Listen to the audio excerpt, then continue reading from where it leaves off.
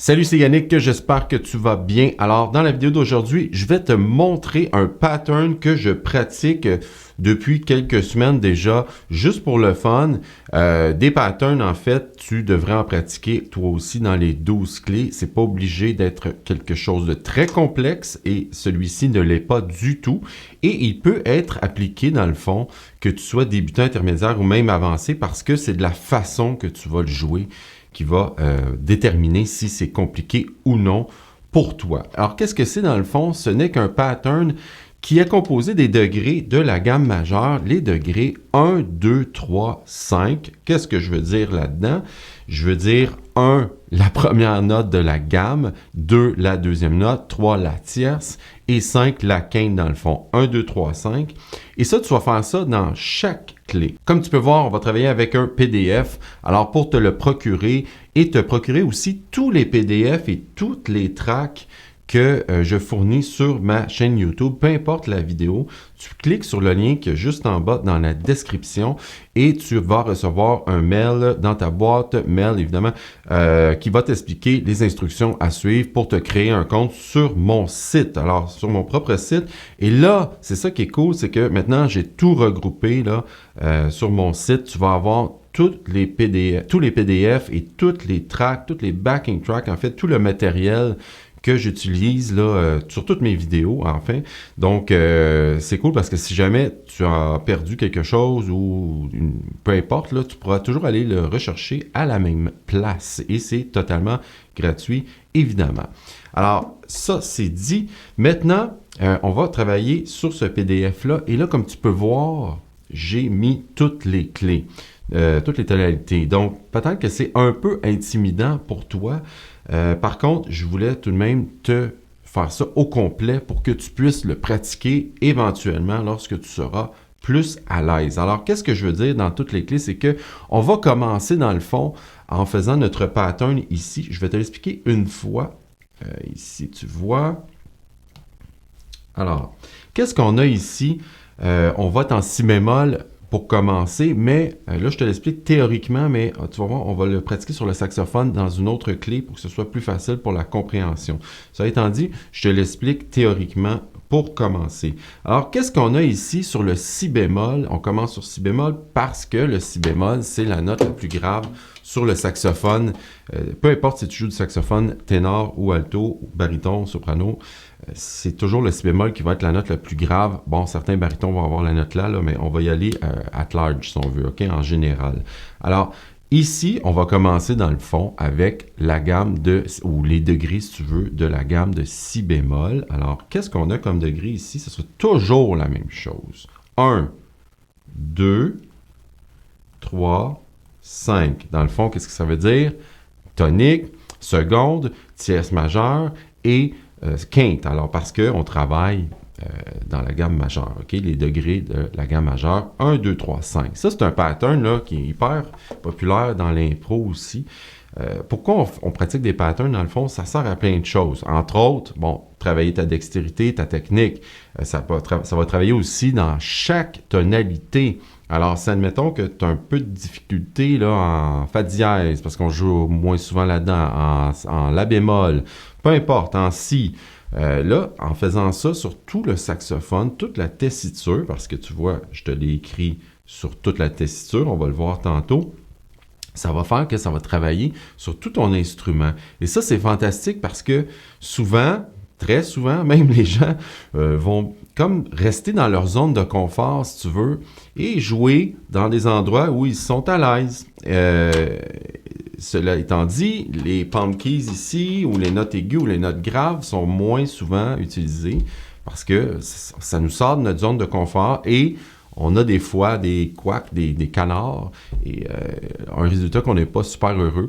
Alors, on reste dans notre zone de confort et c'est là qui est l'erreur. Pourquoi? Parce que c'est quand on ne pousse pas nos limites, ben, on reste dans notre petit confort et on ne s'améliore pas. Alors, si tu veux retenir quelque chose aussi, si tu veux t'améliorer, il faut que tu sois toujours un peu dans l'inconfort et de rendre cet inconfort-là confortable à travers des exercices, à travers la pratique. C'est comme ça qu'on s'améliore, peu importe si tu joues de la musique, tu fais du sport ou autre sujet. OK? Alors, si je reviens ici, là, je vais juste terminer mon explication. Ici, on a 1, 2, 3, 5 en si bémol. Ensuite, quand je vais avoir fait ce pattern-là, qu'est-ce que je vais faire? Je vais monter ça d'un demi-ton, mais je vais conserver les mêmes degrés, si tu veux, mais en étant dans une tonalité différente. Donc, la tonalité était si bémol. Maintenant, je monte d'un demi-ton. On se retrouve en si majeur, mais les degrés restent les mêmes. 1, 2, 3, 5. Maintenant, si je continuais, je monte d'un demi-ton, je suis en si, je me retrouve en do, je vais avoir encore les mêmes degrés. 1, 2, 3, 5. En do dièse, 1, 2, 3, 5. Alors, tu comprends le principe? Et là, tu vas faire ça de si bémol ici. Tu vas monter, tac, tac, tac, tac, tac, tac, jusqu'à la limite de la tessiture de ton saxophone, qui est Fa ou Fa dièse. Là, on va arrêter à Fa ici, parce que je pense que les nouveaux saxophones vont souvent à Fa dièse. Une petite clé ici. Comme tu sais, moi j'ai un vieux ténor, un vieux marxiste qui n'a pas cette clé. Alors, moi quand je fais des exercices techniques, oui, je vais tricher, là, je vais faire le Fa dièse comme ça. C'est un faux doigté si on veut, là. Je le fais régulièrement en fait. Mais dans un contexte de tutoriel d'apprentissage, pas nécessaire. Alors, si on peut dire la note, la dernière note, si tu veux, aiguë, ce sera Fa. Donc, ici, elle est ici notre note Fa, tu vois, ici. Alors ça, ce sera la limite là qu'on va aller, le plus haut qu'on va aller. Alors, on est ici avec, on continue, là, c'est toujours les mêmes degrés. Si je te faisais, admettons, l'explication ici, on a un La bémol, on est en La bémol, mais on a toujours 1, 2, 3, 5. Oups, j'écris vraiment bien. Ensuite, on arrive en La ici.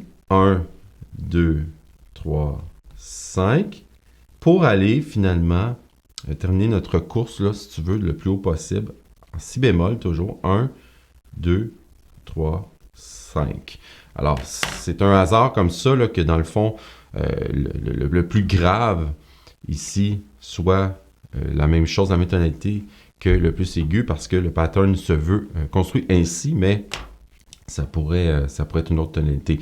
Alors ici, tu vois, nous sommes en si bémol, et qu'est-ce qu'on va faire? C'est qu'on va simplement, faire un peu de ménage, parce qu'on ne voit plus rien, on va simplement redescendre. Alors ici, je suis en si bémol, et c'est ma limite, donc je vais redescendre chromatiquement, et ma tonalité est là. Ensuite, La bémol, ensuite Sol bémol, ainsi de suite, jusqu'à ce que je continue et je termine ma course ici. Maintenant, pour te le montrer, j'aimerais simplifier le truc et aller sur une tonalité que tu es probablement plus à l'aise, c'est-à-dire on va commencer sur Do, mais une fois qu'il est appris, j'aimerais que tu essaies de le faire là, au complet, comme on avait vu ici, là, la page au complet. Mais maintenant, juste pour le bienfait là, du tutoriel, si tu veux, là, je vais te le montrer comment ça sonne à partir de Do. Alors, il est où notre Do? Il est ici. Ici. OK? Très, très simplement, là, je vais jouer ça ici. OK? Do, 1, 2, 3, 5. Je vais jouer ça. 1, 2, 3, 5. OK? C'est super simple.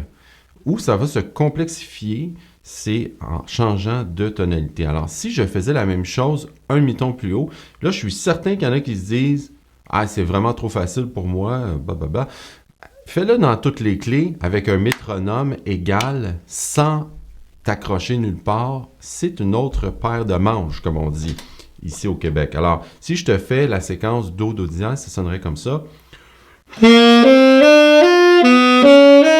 Et si je poursuis ma course, là, je vais continuer vers le Ré dièse, ainsi de suite.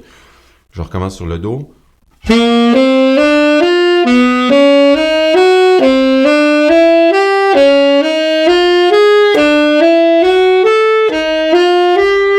vois, là, j'ai arrêté sur le Fa. Maintenant, là où ça va se complexifier encore plus, c'est que tu vas te prendre un métronome et tu vas faire ça dans toutes les clés, sur toute la tessiture du saxophone. Alors, je vais mettre mon métronome à... Ça, c'est 70, là. Tu peux... Moi, là, si j'étais toi, je commencerais ça à 60, genre. Et c'est ça que je fais souvent en passant, là, quand je pratique. Ben souvent, je fais toujours ça. Je commence à 60, même si c'est facile pour moi. C'est tellement une erreur que tout le monde fait. Les gens pensent que si on joue vite, on est bon. Ça n'a comme pas de lien. Pour moi, quelqu'un qui est un bon instrumentiste ou chanteur, c'est quelqu'un qui est solide. Et on n'est jamais assez solide. Et comment on devient solide? C'est en pratiquant lentement. Je dis souvent, si tu essaies de courir et tu ne sais pas comment marcher, tu vas avoir des problèmes. Malheureusement, aujourd'hui, avec la techno, la société qui va vite, on veut tout avoir vite, rapide. Ça ne marche pas comme ça avec la musique, ça ne marchera jamais. Heureusement. Alors, admettons que je partais encore une fois de mon Do ici, là. Ici. Et je vais continuer ma course, là, pendant un petit moment, avec le métronome, juste pour te montrer l'exemple, que ça sonnerait comme ça. 4.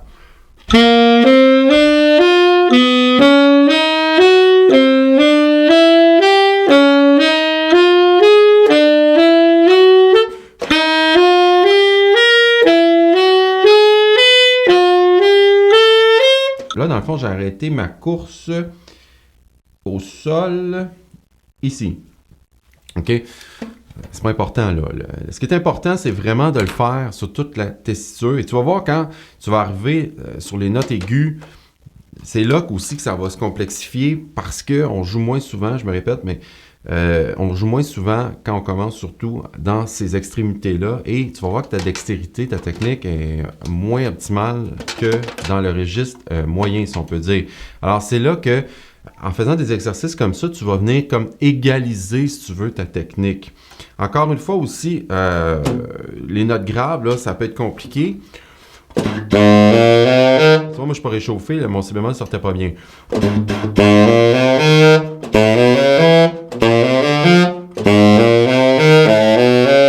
Okay, c'est une bonne occasion, là. Moi, je suis absolument pas réchauffé, puis ça paraît.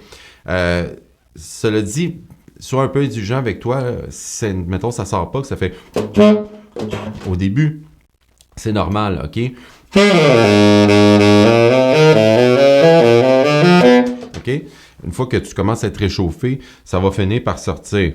Le but étant vraiment d'égaliser ta technique sur toute la tessiture. Et après, quand tu seras plus à l'aise, que tu auras tout appris sans te tromper, si tu veux, là, tu montes ton tempo.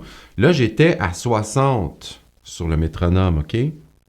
Tac, ça, c'est Soundburner. Là, on s'en fout de l'application que tu utilises. Moi, j'aime bien ce métronome parce qu'il est noir, puis noir-gris, si tu veux. Moi, les trucs qui sont trop flashy, j'aime pas ça.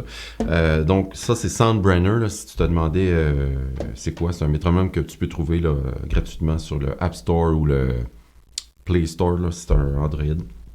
Alors, une fois que tu l'as fait au complet ou en partie, mais je te conseille de le faire au complet à 60, là, tu peux peut-être monter de 5, ainsi de suite. Puis, tu vas voir que ça va, à un moment donné, devenir de plus en plus facile. Là. Tu vas être capable de faire plus rapidement. Tu vois? Bon, là, je faisais un petit peu, là, ça accrochait. Mais ça, tu vas pouvoir utiliser ça aussi. Si, admettons, tu improvises. Des fois, c'est le fun de faire des passages. Tu peux faire des trucs comme ça, des effets, si tu veux. Tu vois? C'est ça que je fais, là. Je fais ce pattern-là, mais c'est tellement vite que ça sonne quand même le fun. Alors maintenant, j'aimerais juste faire un petit test pour le fun, à savoir qui a écouté la vidéo jusqu'à la fin. Si c'est le cas, dans les commentaires, laisse-moi quelque chose comme chien rose, tiens. Je veux juste voir le nombre de personnes qui terminent les tutoriels, parce que évidemment sur YouTube, il y a beaucoup de touristes. Au Québec, on dirait des wearers. Alors, si tu es encore là, je t'en remercie sincèrement. Écris chien rose dans les commentaires. Sur ce, je te souhaite une bonne journée, bonne soirée, bonne fin de semaine, bonne pratique et on se retrouve dans une prochaine vidéo. Salut!